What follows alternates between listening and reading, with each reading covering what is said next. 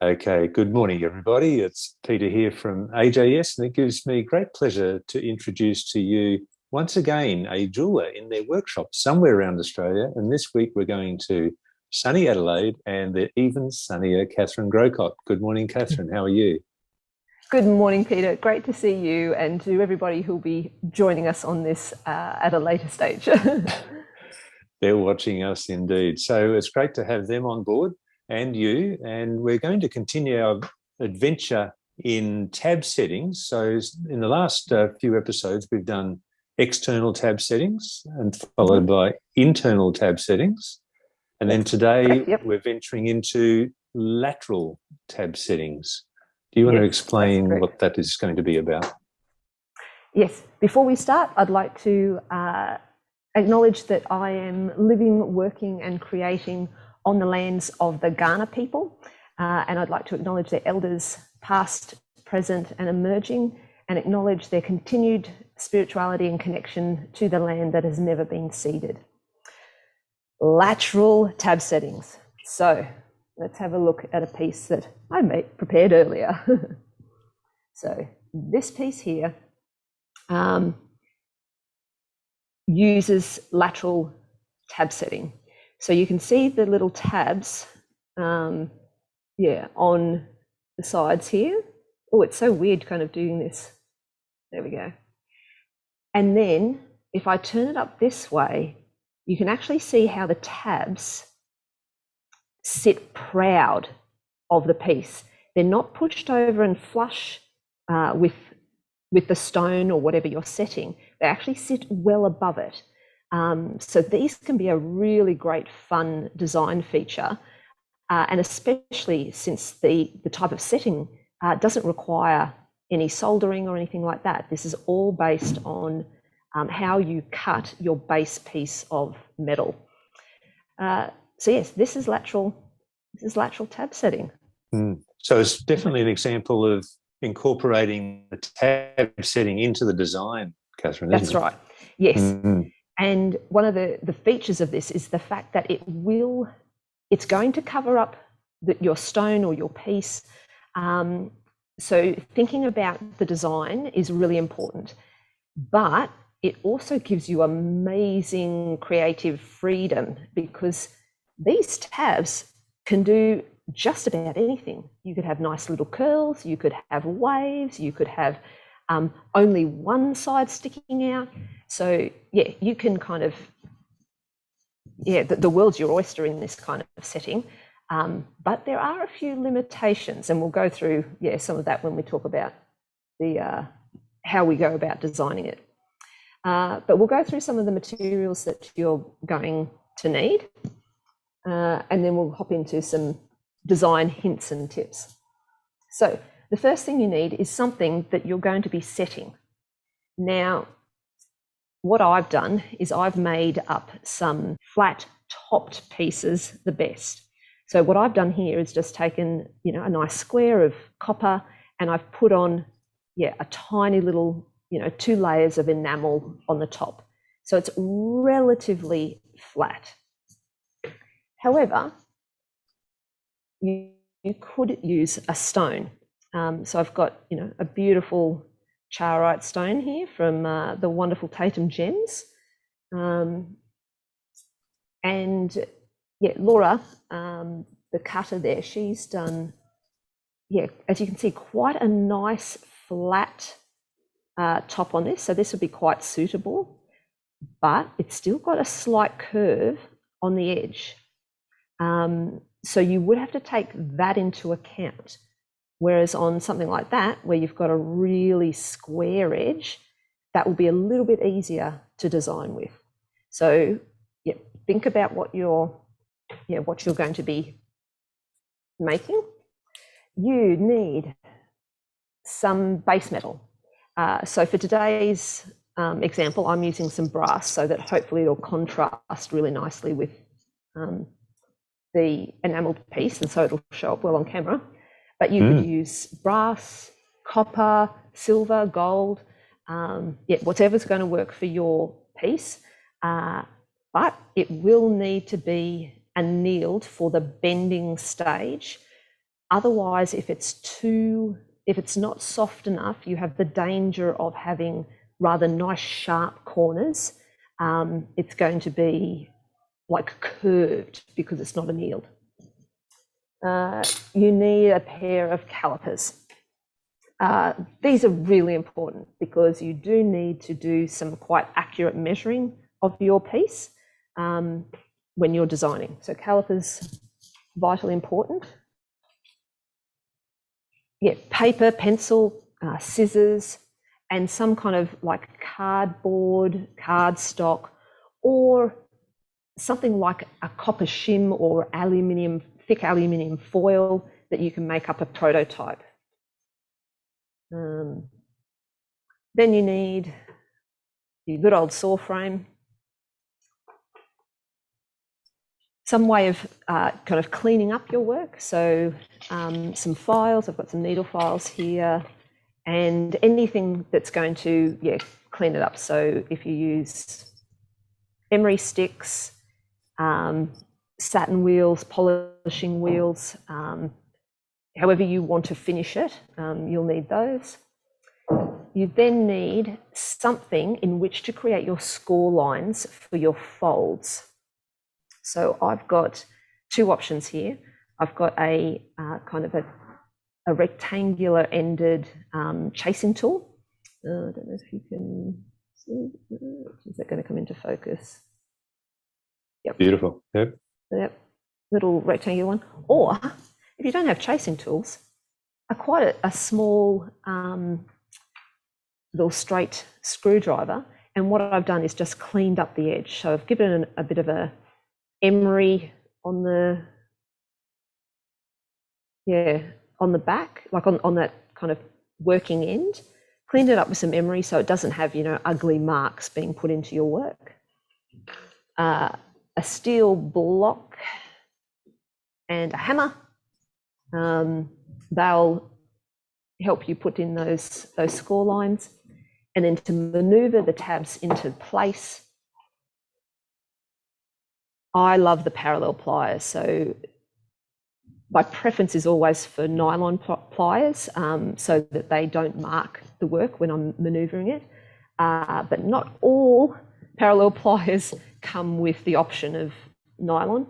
So flat nose and needle nose, will both come in handy depending on how you're going to set it, and a bezel pusher. So again, for this particular exercise, one that is kind of nice and cleaned and polished on the end so it doesn't mar your work. Just being aware that, of course, when it is nice and polished, it's more likely to slip. So again, hold your work firmly so that, it's not going to be flying off everywhere. Mm-hmm. Alrighty, let's get into some hints and tips about designing these kind of lateral tab settings. So when you're designing a piece, you do have to be quite aware of your height measurements of your piece. And this is why kind of your flat topped, flat bottomed and square sided pieces are really friendly, because you've then got nice simple angles. They're all 90 degrees. So if I measure that, and in multiple places, because it's enamel, it might not be perfectly flat. I'm getting about a 2.5, 2.6. If I go right to the edges where the tabs are going to be, it's a little bit less because the enamel is rising up in the middle. So if I took an average of that, 2.5 is about going to, get around my piece. If I was measuring the stone, I'd have to be a lot more careful about exact heights of exactly where I'm putting my tabs. So I would have my piece I would somehow orientate it and know that, okay, there's a dark point here. I want my tabs here, here, here, and here, and make sure that I measure in exactly those points and record it. You know, it might be, 3 here, 2.7, 2.6, 2.8, something like that, so that I know exactly what my measurements are going to be when I design it.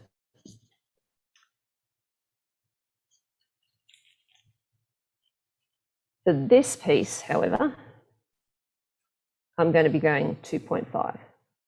So what I've done is I've got my piece.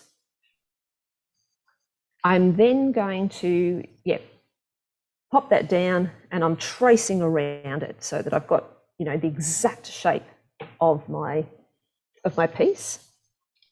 And then I'm going to start designing my tabs. Now, for the ones that I've made for today, they're probably one of the most simple and easiest tabs to design. So what's going to happen is you're going to have a vertical tab, and this distance here is the most important. So this is where your measurement comes in. From there to there is 2.5 millimeters. You then create whatever the design is going to be on the top.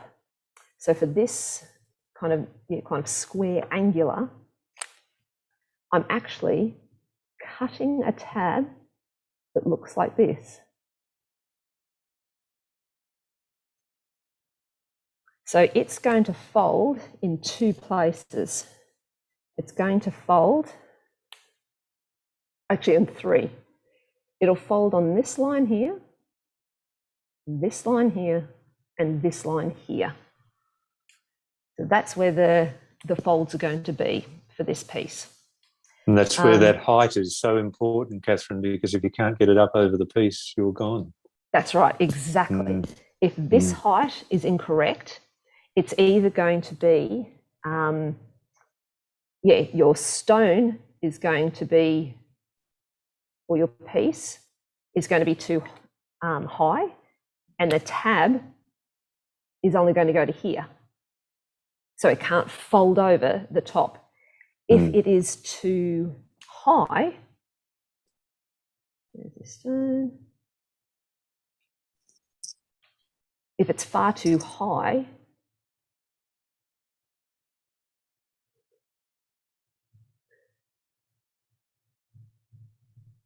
then you're going to have this massive gap in between here, and the lateral tabs won't actually sit against the stone, so it will move up and down.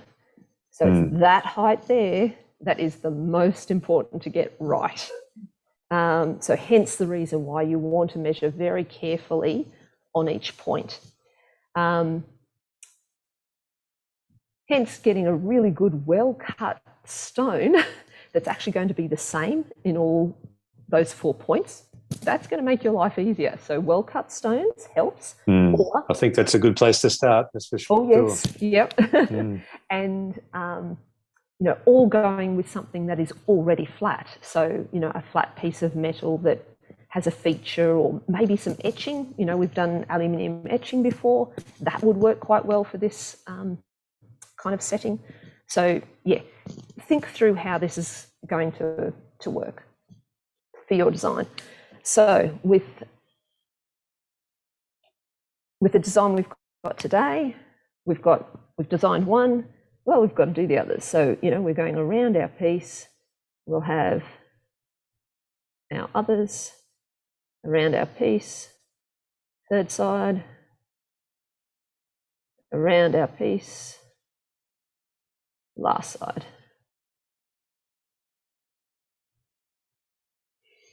Okay, so that's the kind of one of the most simple versions you could do. However, as I said before, this opens up all sorts of possibilities for design features and shapes of these lateral tabs. So if you were looking on the top of a stone, you might have, let's see if we can get four kind of examples of what we could have.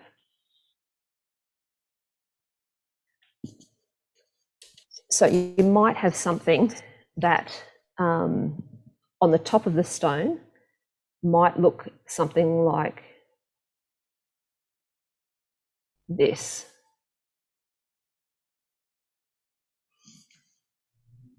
If that was your piece, then you, very, very, you would need kind of a slightly wider tab, but you would need a long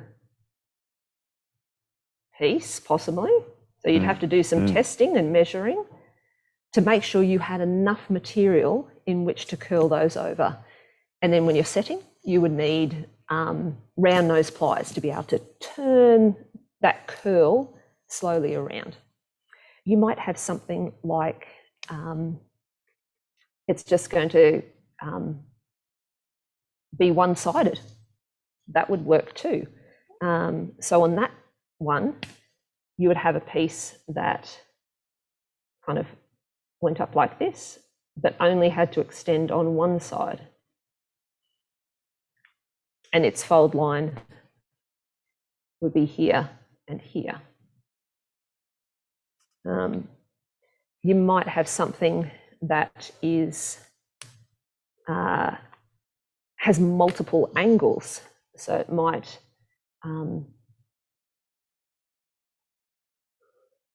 have something like that. So in that case, you would have something that again was nice and long,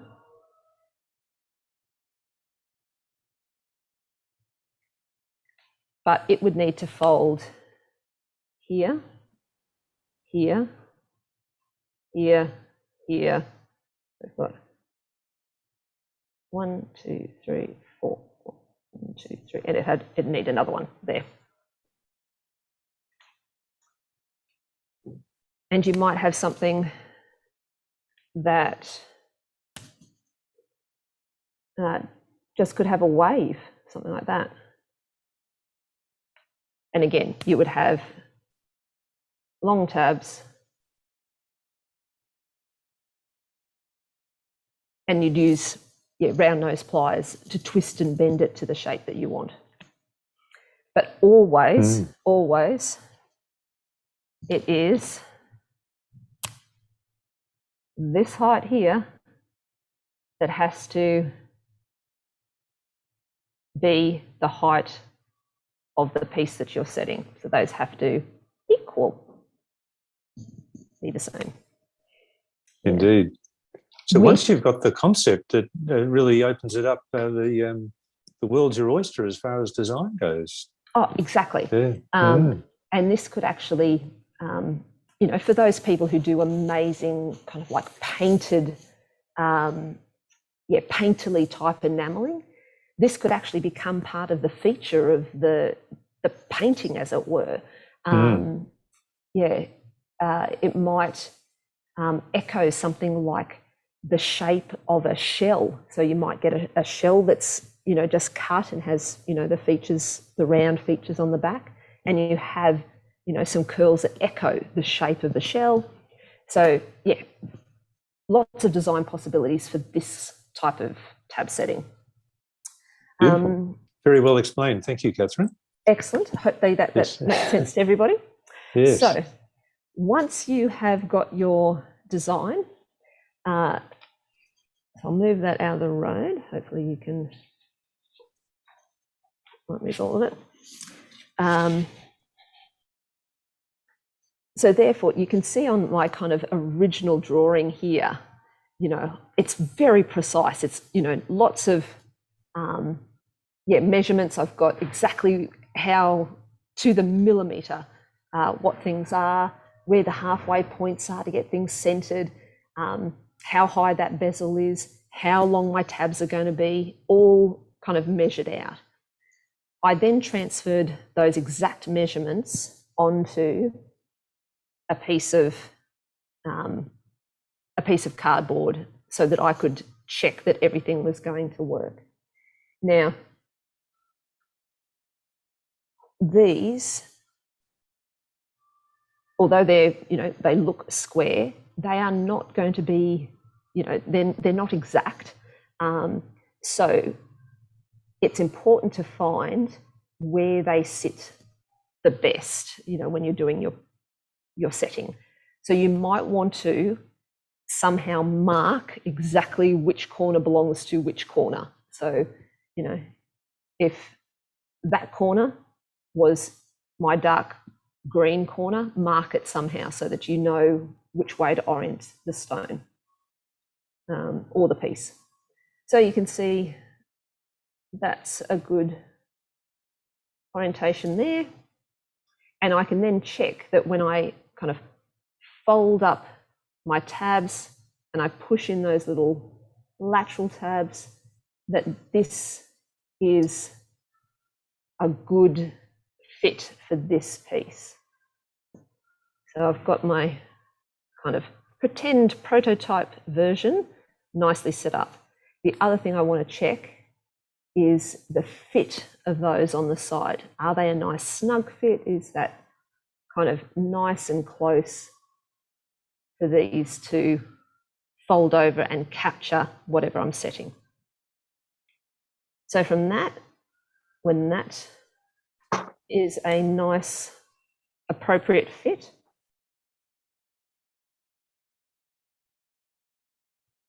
we then can move on to putting that onto our metal. Now, what I've done here is kind of saved you guys a lot of time, so you are not watching me saw pierce this out, because you'd be here for half an hour. So I've done all the saw piercing before, and I've kind of cleaned up the back. So what we're going to be doing today is just focusing on getting the fold lines correct. Now, what I have done in this one, oh look, I've made sure that I've got the right orientation for my stone. So the green I know is going to that top. This little feature up here, this is actually going to be my hanging mechanism. So this is a type of bail, but because it's like going to echo the design of the tabs. So this will also, those two little circles are actually going to fold up and become where it's going to hang. Something will go through those two holes. So when I did those, found the center punched those, drilled through them, and then enlarged them with ball burrs so that I think they're about 2.5, 3 mil in diameter. So that should be plenty of room for something to go through and hang at a later date. So do think through how you're going to hang the piece, or like this one. This one's a ring. So, I've had to solder that into place before I set. Okay. So, Katherine, just on the measuring, so when you're measuring that out, especially with that height that is such a critical thing, do you have any tips on getting your measurement exactly right? Yeah. You do, let me get another piece of paper.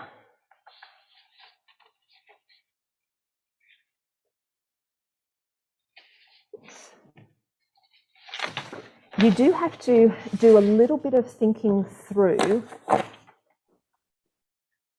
where it's going to fold. Because of course, something doesn't, when you bend metal, you usually are not going to be ending up with a fold that is this perfect 90 degrees. 90 degrees, yeah. You're going to end up with something with ever so slightly a curve in it. So the little hammer mark that we're going to put in it, the little score line, helps to move it from being something that would look like that through to something that looks closer to being this bend. But when you're measuring, you still have to factor in that the little amount that you're going to be bending.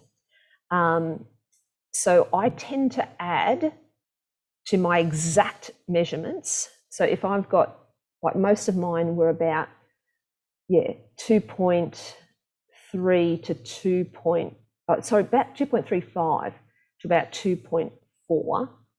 I made my height 2.5. So it was about 0.1 to 0.15 to allow for that first initial bend.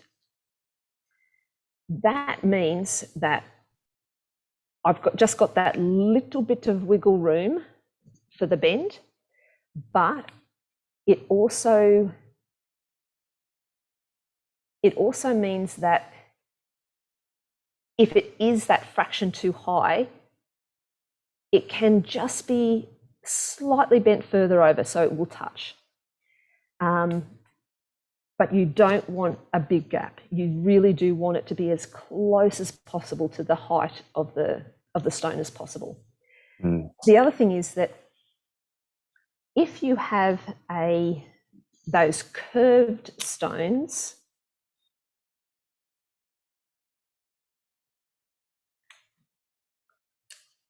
your vertical tab,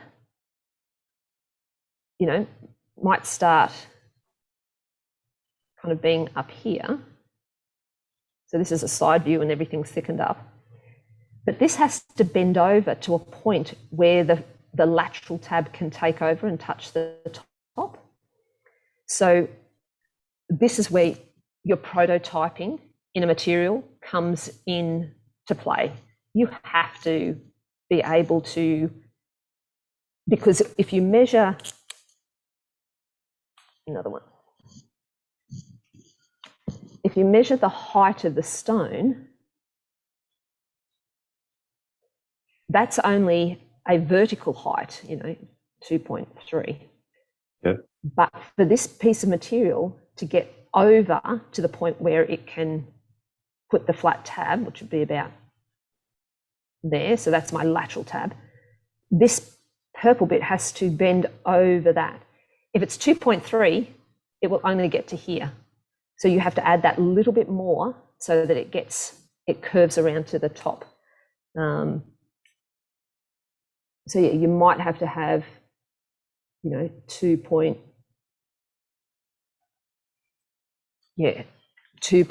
2.7 to allow for that curve. As long as you have too much, you could cut it back anyway, couldn't you? Well, no, you can't. No, because if you cut it too high, you can't fill that material back in. Yep. If you cut it too short, then you could eat into that piece there and get rid of that. But so then your symmetry with the other tab may not be the same. So. Exactly. So yes, prototype. Experience. Now, the other thing is, of course, that if this continues to curve here, a flat tab will only touch at one point. So it might only touch here and here, whereas you want it to touch the whole way across if possible. So for a curved one, you may have to have your tab, your vertical tab, but then your lateral tab may end up kind of curving a little bit like this. So it will still fold here and here and there, but that curve there, this curve here, needs to echo the curve of that. That curve there will need to echo the curve that's on the other side of that tab there. which would be coming out from over there. And that would be a good skill to have, to be able to do that. Oh, yes. Accurately. Yeah. For those of you who use CAD, this could be a quite a suitable technique for utilizing CAD to get those quite precise, accurate measurements, because you could measure something up, put those measurements into your CAD program, print it out, cut it, check it. If anything needs changing, you can just move each of those CAD measurements to exactly what you need. So this could be something that CAD would be quite suitable for. Otherwise, your trial and error. Trial and error, measuring with, like my ruler has got 1/2 mil measurements on it. Your calipers, if you can get down to those kind of less than 1 mil measurements, it's going to help you. Hopefully that makes a little bit more sense. Thanks, Okay, Katherine. so I've got my piece. I've glued it down onto. So this is the my kind of prototype, stuck down onto the onto the metal with some glue, and then I have saw pierced it out. But I've left that on there so you can see exactly where I'm going to be putting the score lines in for those folds. So I need a pointing tool. So I'm going to have a number of score lines. So I've got 2 up here for my hanging mechanism. I'm then going to have 3 on each one of these tabs. So across here and down each side here. Now again, you can do all the measuring in the world, but if you put that fold line in the wrong place, it's not going to do you any favors. So again, you do need to be quite accurate about where that score line is going to be. And you want it to fold so that the fold line actually starts on the cut line between that point and that point. So you don't want it to actually be lower than that, because that will then kind of bend into this base plate, but higher than that, and the fold line is going to be too far away from the base of your stone or what you're setting. So let's do that, and we'll start doing some fold lines.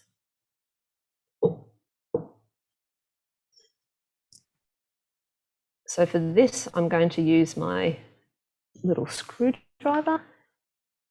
And the one thing I'm concerned about is whether I'm going to hammer into the phone. Into the phone, yes. This could be. Let's avoid that. Yes, I might have to take it slightly off screen to do this. Let's have a look. Oh, Katherine. Okay. Nope, my hammer is not going to fit. Let's get a chasing hammer.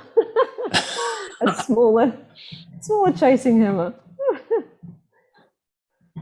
Those of you who are into chasing repousse, you'll know that your chasing hammer is always hitting tools. Who would have thought that jewellery making could have been so scary? Let's see. Oh, this is going to, hopefully none of you are going to get, sick from this look coming at you. Oh. So, and excuse me if my head gets in screen as well, because I'm as blind as a bat and need to get nice and close. I can see exactly where I'm going. The other thing is, of course, you want these to bend at exactly a 90-degree angle. So you do want to get those score lines really square. Okay, that's actually looking pretty good. Okay. And yes, quite often this will happen. You will have kind of bent right through the paper and cut it. Get that one right in place, right across that score line. Oh, sorry guys. Yes, I might bring that down to here. Yeah, good idea. so that you guys, can you still see? Yes, okay. Because we're worried about our screens at home. We don't want you shattering our screens. Yeah, that's right. No broken laptop screens, no broken phones. All right, so let's get around to do all of these so you can see the setting. So yes, this is one of the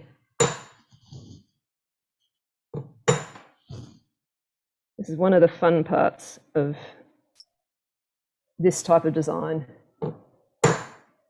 is getting nice, accurate. Oh, sorry, I'm just bumping that phone. Yeah, super accurate fold lines. So making sure you line them up really well. Nice firm fit. Now, if that does happen and you actually lose your marking point, you know that it still needs to align with the vertical tab. So you've still got a reference point in the middle.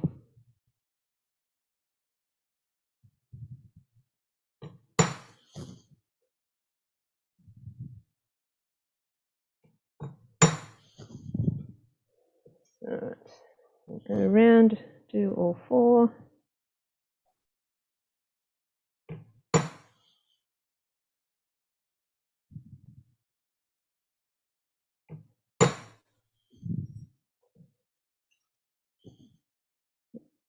Do the vertical one.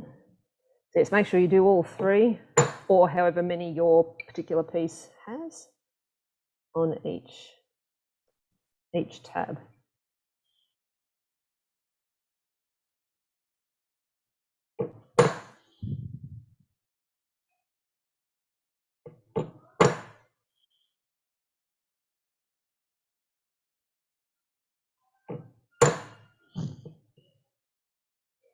All right. Now, if you're at home, you can just rinse this under, a tap to get the piece off that you've stuck down. So I've just got off screen. I've just got a little bowl of water that I'm going to soak it in, and get all the paper off, get the glue off. One of the great things about using a glue stick is that it comes off relatively easily in soap. Sometimes it's soap and water, and the glue just kind of dissolves. If you use something like super glue, it might need to be burnt off, or a bit of acetone will take that off. But yeah, just for today, a little bit of soap, just water to soak it off. And some paper towel to dry it. Many of you would be aware you don't want any water anywhere near your steel tools, like your files or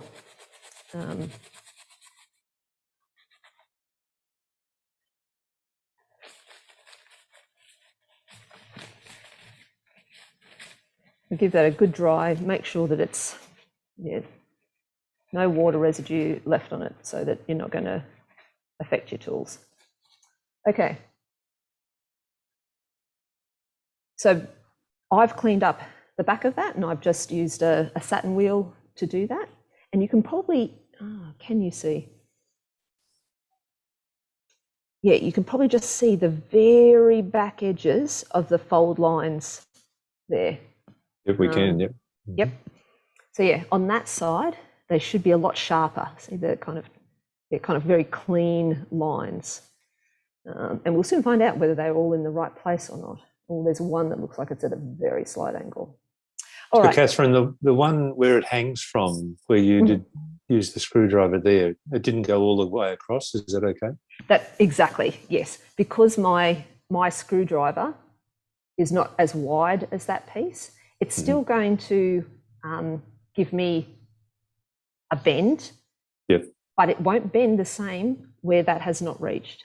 So yes, what I could do is actually, if you do find that, you could go in and kind of re-hammer the edges just to get that aligned, but you've got the very real possibility that you misalign. So if you could have something that does the whole piece, much more beneficial.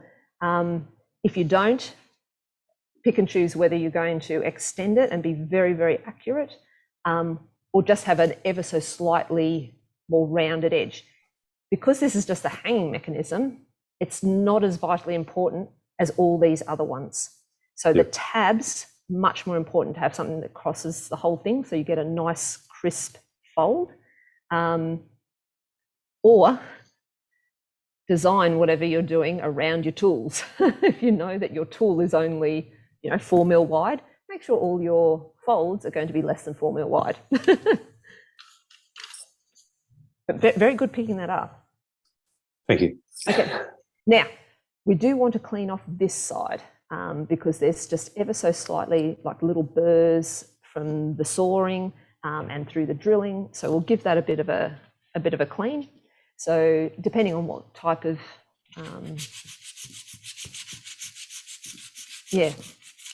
material you've got, what finish you desire, totally up to you how you finish this off.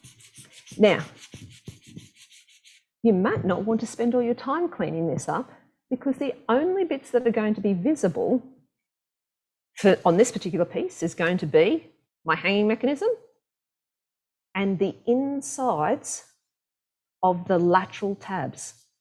The vertical tab is going to be squished against the stone, and the whole of this back piece is going to be hidden by the piece. So you may not want to spend the time, cleaning it up, but for others, it might be, no, I'm going to take pride in my work and I'm going to finish off.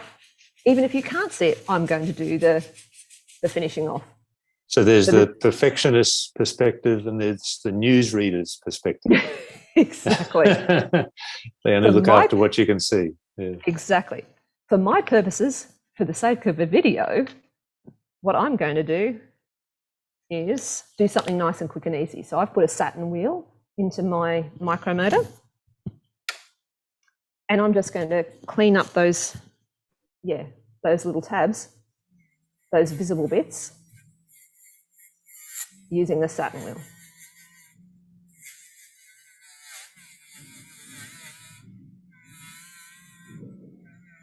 And because this brass has been annealed, I've got that kind of little bit of copper that's kind of coming up to the surface from where it's been heated. But yeah, just going to clean up the tabs, the visible bits, just so that you guys aren't not sitting there waiting for me to clean up a piece. Now, you might have seen that catch. Yep. Be aware when you're using a rotary tool and you've got something like this that is quite fine. So the thickness of the material, you don't want anything too thick because otherwise it won't bend. So this material is 0.5 mil thick, and it's been annealed. So if it catches, it is going to bend fairly easily. Clean those up. And those, the bits that are visible now have a nice kind of satin finish. So maybe you can see that in the camera, the difference between, kind of the high shine and a slightly duller satiny. Okay, yep. Alrighty. Now it's time to set. This is where your pliers and your bezel pusher will come into play. Now, there are two ways of doing this. I personally prefer to fold up the vertical tab first, place the stone in, and then maneuver the lateral tabs into place. However, you could also do the lateral tabs first and then put the vertical tab into place, but you have to have pliers that are going to fit, now can you see, in the gap between the folds. And you may not be able to get all the way down to that fold line to get a nice clean fold. So that's the reason why I prefer the first method, and that's what I'll demonstrate. But it might work, especially if you've got those curved surfaces. It might work better to fold the lateral tabs in first and then do the vertical tab and, you know, bezel push it over so that it kind of secures in one go, rather than risking the possibility of, you know, scratching a stone. So think through which way you're going to do this. So, but for us, what we're doing today, your pliers go almost down to that fold line. If you put on the fold, it won't fold on the fold line. So it's just a fraction of a mil just before the fold line is where you're going to hold your pliers. And you bend, use your fingers as leverage on the larger part, bend that up to almost 90 degrees. Get into the practice of doing the opposite side. Almost 90. Third side. Almost 90. Fourth side. Almost 90. And that means you should be able to get your piece in nice and easily. So I remembered that my green part of my piece was closest to the hanging mechanism. Well done. I've got that up. That looks nicely oriented. And this is where I'm going to fold in the rest of the tabs. Now, if your piece is nice and well annealed, you might actually be able to do this with your fingers, because now that fold line is in the right place. It's already almost there. Otherwise, you can use your bezel pusher. So yeah, you can get your bezel pusher, align, and push up, making sure you're holding very firmly in place.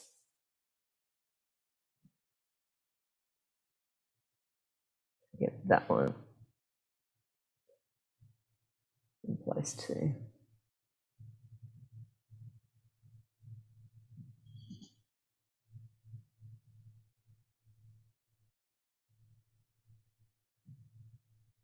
So I'm just going to go around and just get those as close as possible to the stone so that it should almost not be moving at this point.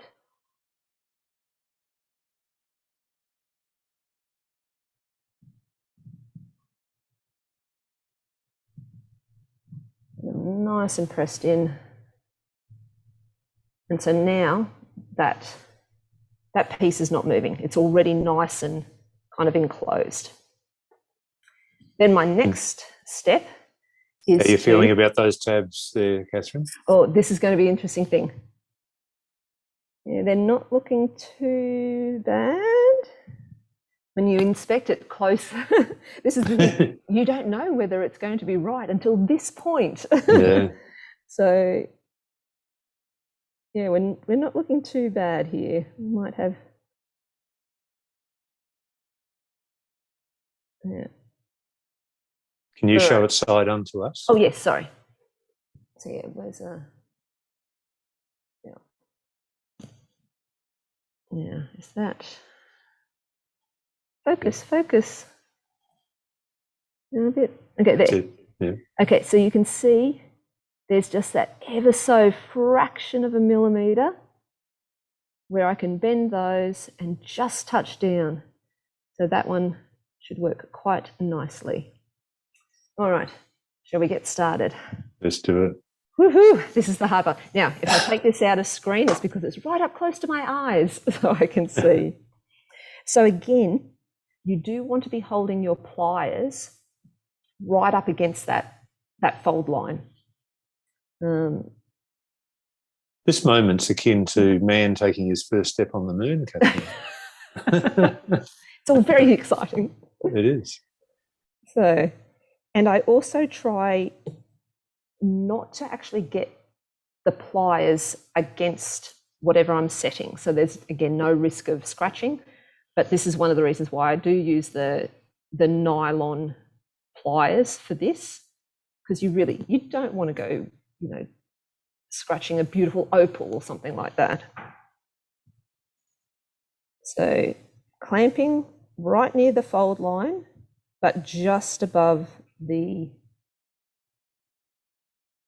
stone or the piece, and unfolding in. So there's my first one with an angle. There we go. Big round of applause. Well done. Yay! Now we'll go around and we will do the others. So what I'll do now is I'll actually go to the opposite side and turn that one in. So grip and fold. And this is where, again, depending on your design, you will be figuring out like how much of an angle you want to put on the piece. Is it going to echo? So with this one, I tried very hard to get them to kind of line up with each other around the square, because that then echoed the shape of the squareness of the enameled element. So yeah, but again, think through your design, which way is going to work. So for the next one, third side, close to the fold line, twist, and fourth one.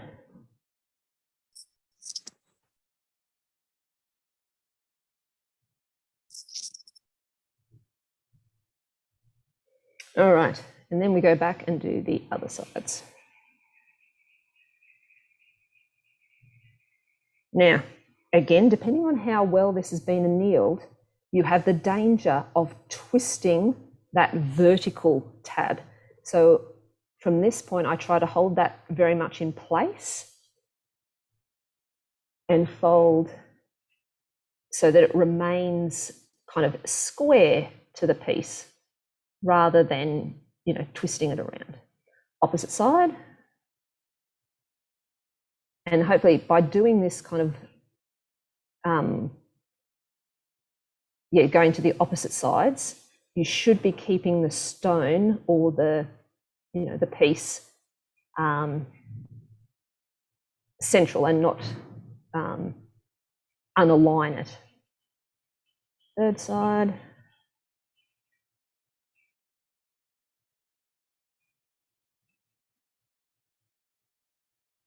And fourth side.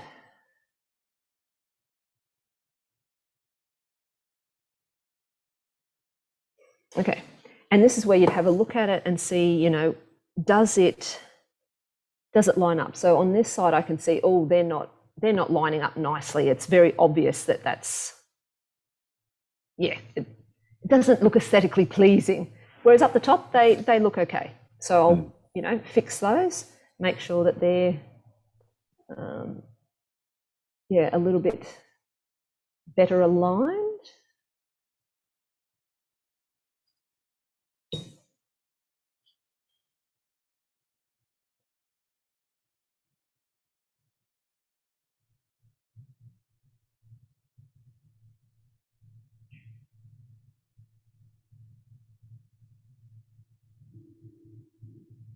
Oh, that's too far. Okay, we might take this one out a little bit to line up. That looks a bit better.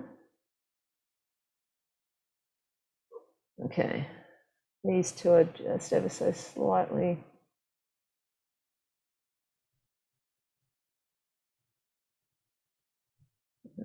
And you may actually just be able to do a little bit of refining just with your fingers if it's been, well annealed.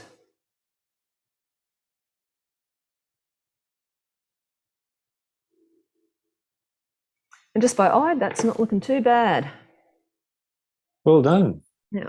Big round of Something applause from the guys. And now I can do those two up the top for the hanging mechanism quickly.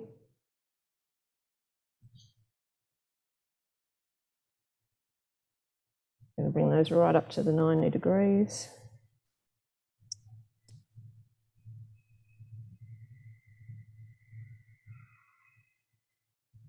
Now, of course, I can't get all the way up because my pliers won't go that far.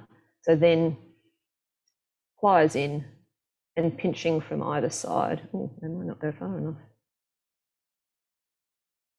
I may have to use more flat nose for that. And just pinch that.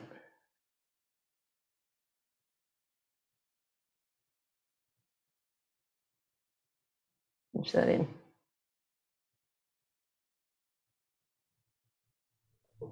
Alrighty, so we've got a hanging mechanism.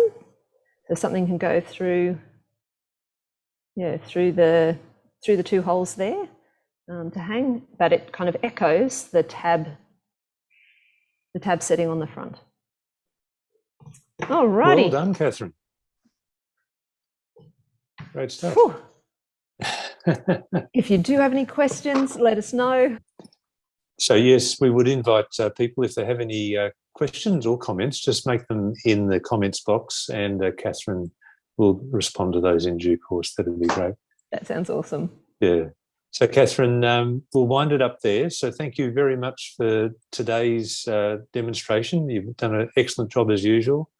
Thank you. Ably accompanied by you, Mr. Squiggles, with which really do highlight what you're about to do, and that and reinforces it in your mind, I think, so that we know what we're getting up to. So thank you very much for that.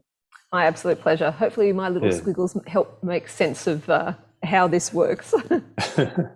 And we'll look forward to seeing you and everybody else sometime real soon. Thank you so much. Great to see you. Bye.